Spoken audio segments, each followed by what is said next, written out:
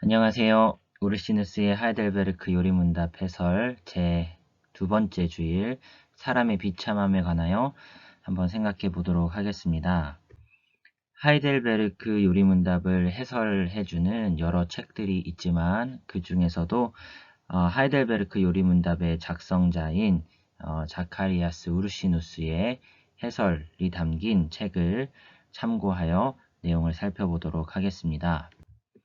하이델베르크 요리문답은 크게 세 부분으로 나누어질 수 있는데 3에서 11문 인간의 비참함, 12에서 85문 구속에 관하여, 86에서 129문 감사에 관하여 이 속에 이제 사도신경 10계명 주기도문에 대한 해설이 녹아 있음을 알 수 있습니다.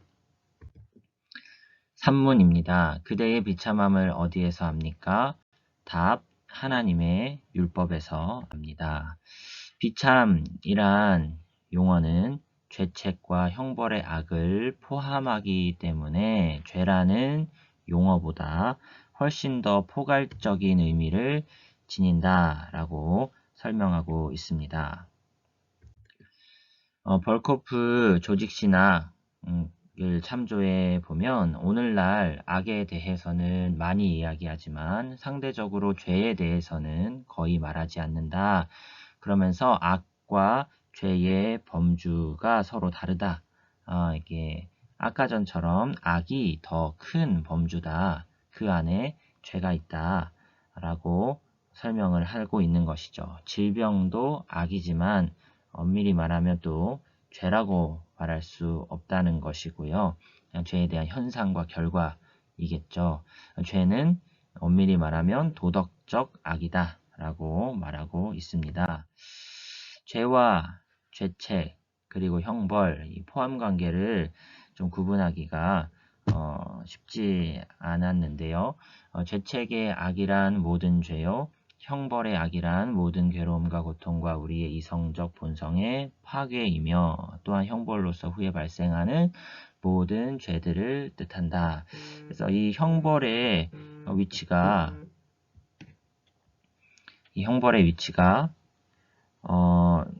비참에 포함될지 죄 쪽에 포함될지 둘 다 포함되지 않을까, 이 포함 관계를 정하기가 좀 까다롭지 않았나 이렇게 생각이 듭니다.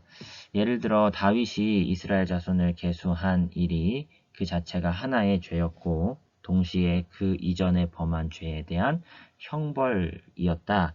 그래서 하나의 사건을 두고도 이게 형벌이자 동시에 죄가 된다라고도 해설을 해주고 있습니다.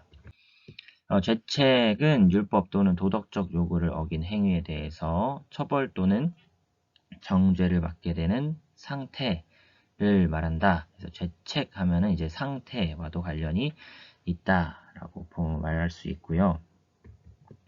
이 죄책이라는 단어 역시 이중적인 의미가 있다고 벌코프는 소개를 해주고 있는데 잠재적 죄책과 사실적 죄책이 있다고 말을 합니다. 설명을 들여다보면 죄로부터 분리될 수 없으며 개인적으로 죄인이 아닌 사람에게서는 찾을 수 없으며 영구적인 것으로서 일단 성립되면 용서에 의하여 제거될 수 없는 잠재적 죄책, 또한 반면에 사실적 죄책이 있는데 죄책은 인간 안에 생득적으로 존재하는 것이 아니라 율법 수요자가 법적으로 제정한 것이다. 그렇죠. 죄책은 율법의 정당한 요구를 직접 또는 대속적으로 충족시켜 주므로 제거된다. 이러한 죄책은 이제 사실적 죄책.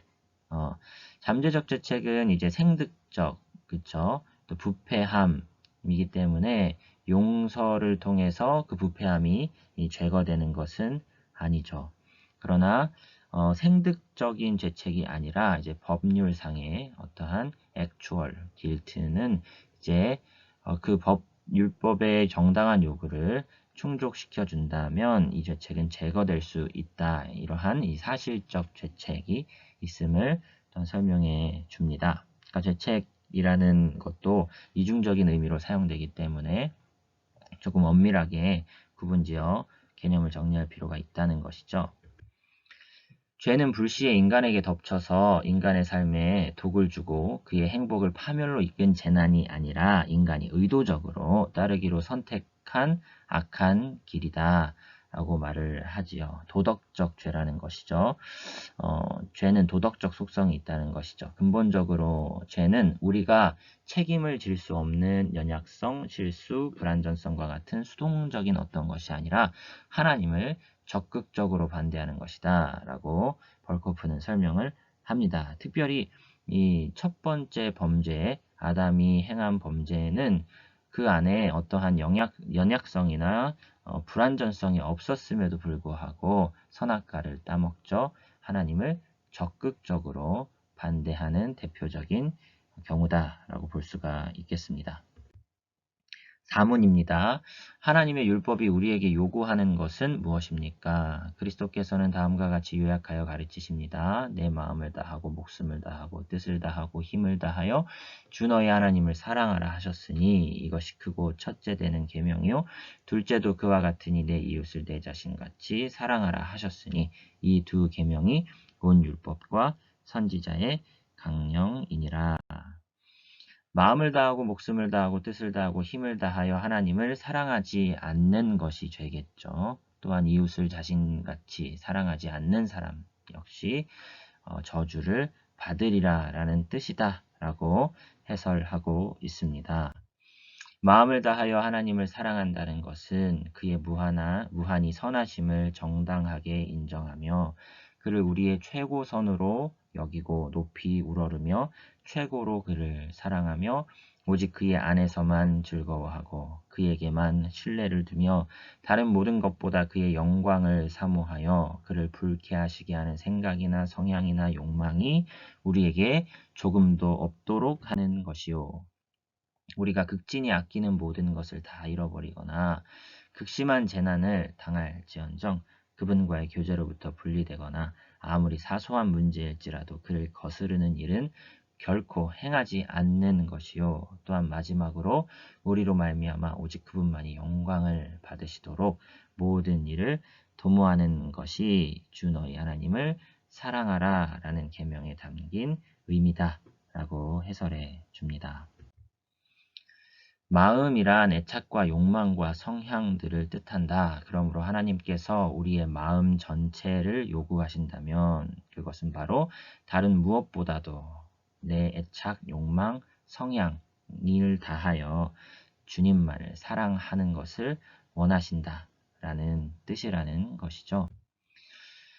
이는 이 계명이 다른 모든 계명들의 근원이며 다른 모든 계명들이 이 계명에서 나오기 때문에 하나님을 사랑하라라는 것은 크고 첫째 되는 계명이다라는 것이고요. 둘째도 그와 같으니라고 했을 때 이웃사랑 계명을 설명하면서 그와 같으니라는 뜻에 대해서 해설을 하는데 첫째 돌판을 어기는 경우는 물론 둘째 돌판을 어기는 경우에도 똑같이 하나님께서 영원한 형벌을 부과하신다는 의미에서 둘째 이웃사랑의 계명도 첫째 돌판 하나님 사랑의 계명과 같은 맥락이다라고 해설을 하는 것이죠. 두 돌판 사이의 연관성에서 둘 중에 어느 하나도 나머지 하나가 없이는 유지될 수 없는 긴밀한 관계가 있음을 또한 설명해 줍니다. 그러나 사랑의 정도에서는 다르다는 것을 우르시누스는 지적하는데요. 하나님은 최고로 사랑해야 하나 이웃에 대한 사랑은 다른 무엇보다 큰 것이어서도 안 되며 하나님을 향한 사랑보다 강해서도 안 되고 다만 우리 자신을 사랑하는 것과 같은 정도여야 한다라면서 사랑의 정도에서 다르다라고 설명을 해 줍니다. 5문입니다. 그대는 이 모든 것을 완전하게 지킬 수 있습니까? 답, 절대로 지킬 수 없습니다. 나는 본성적으로 하나님과 나의 이웃을 미워하는 성향이 있기 때문입니다. 본성적으로 라는 표현이 조금 이렇게 주목해야 되지 않을까 싶습니다. 율법의 선고로 말미암아 슬픔과 절망이 우리에게 생기게 되는데 복음의 위로가 우리에게 베풀어지고 우리의 중보자이신 하나님의 아들로 말미암아 죄 씻음을 받기 전에는 그 문제가 그쵸? 본성상의 로 안고 있는 죄, 이러한 문제가 복음이 아니고는 해결되지 않는다라고 설명을 해 줍니다. 결론입니다. 참된 위로를 얻기 위해서는 먼저 나의 비참함을 제대로 알아야 합니다. 성경은 나의 비참함을 제대로 알려주지요. 첫째로 나는 마음 다 목숨 다 힘 다 뜻 다하여 주님을 사랑하지 않습니다. 둘째로 나는 내 이웃을 내 몸과 같이 그와 같은 정도로 사랑하지 않습니다. 나는 죄인입니다. 본성의 부패함을 안고 살아가는 죄인입니다. 복음이 있다면 나의 죄, 본성의 부패함까지 해결해 주는 것이어야 할 것입니다. 라고 오늘의 내용을 정리해 보았습니다. 오늘도 수고하셨습니다. 다음 시간에 뵙겠습니다.